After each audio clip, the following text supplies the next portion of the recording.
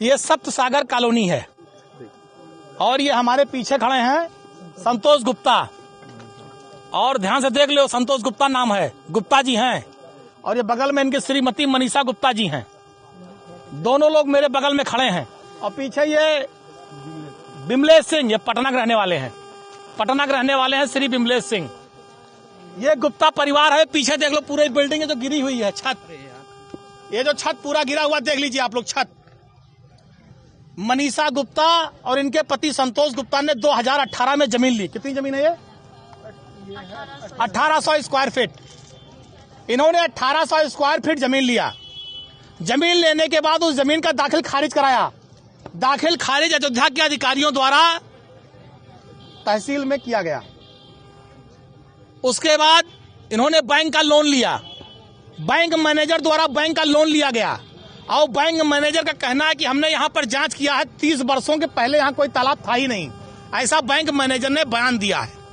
उसके बाद इनकी इस जमीन पर जो बिल्डिंग इन्होंने बनाना शुरू किया, जो आप देख रहे हैं, जो योगी सरकार के बुलडोजर ने गिराया है बगैर किसी नोटिस के।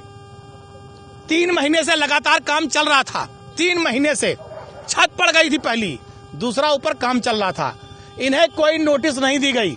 इनका इस जमीन पर दाखिल खारिज है। विकास प्राधिकरण से पूरी तरह से नक्शा पास है।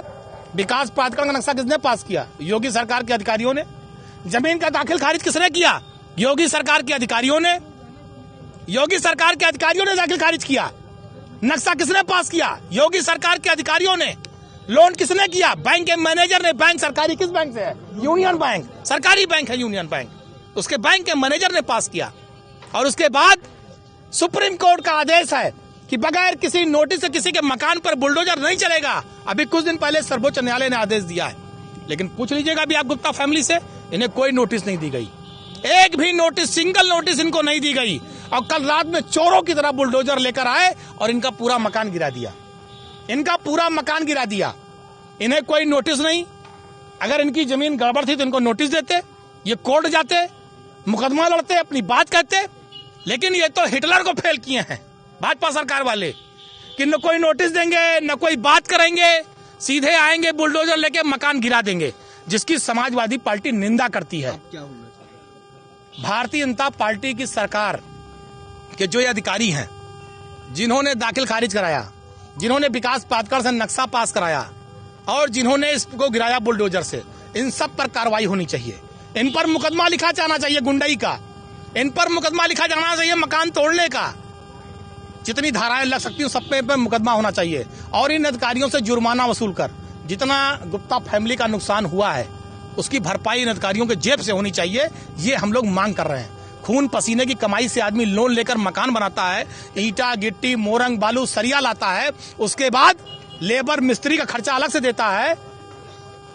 ये भाजपा सरकार में वो लोग नहीं है जो गरीबों की जमीन को सस्ते में लेकर बेचकर पैसा कमा रहे हों। ये मध्यम वर्गीय लोग हैं, अपना 1-1 रुपया जोड़कर मकान बना रहे थे। लोग टूट जाते हैं घर बनाने में और तुम तरस नहीं खाते बुलडोजर चलाने में। योगी सरकार ने गरीबों पर, मकानों पर बुलडोजर चलाया। और ये बिमलेश सिंह पटना से आए हैं, करोड़ों की जमीन लिए हैं। इनका भी न कोई नोटिस, न कोई बयान, न कोई पर्चा, सीधे बुलडोजर। तो जो बुलडोजर की कार्रवाई है ये गलत है। तालाब पहले से अंकित है, इसलिए अंकित है। अगर अंकित था तो रजिस्ट्री कैसे हुई? दाखिल खारिज कैसे हुआ? तालाब पर विकास प्राधिकरण नक्शा कैसे पास किया? इन अधिकारियों को बर्खास्त करा जाना चाहिए। जिन अधिकारियों ने, भाई जब इनकी जमीन की दाखिल खारिज हो गई तो यानी जमीन सही है।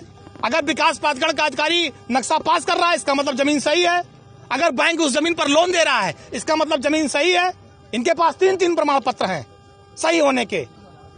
इन सारे अधिकारियों अगर ये गलत हैं तो सबसे पहले उत्तर प्रदेश के मुख्यमंत्री को चाहिए इन तीनों अधिकारियों को, जो तीनों हैं, सबको बर्खास्त कर दें और उनके ऊपर वो मुआवजा लगा दें। जितना इनका नुकसान हुआ सारा मुआवजा की भरपाई अधिकारियों के जेब से की जाए। वरना ये माना जाएगा कि भाजपा की सरकार गुंडाई कर रही है। जिसका मकान और जमीन चाहेगी, जो में कब्जा करेगी, वो परंपरा कायम की जा रही है। ठीक, तो आदेश है।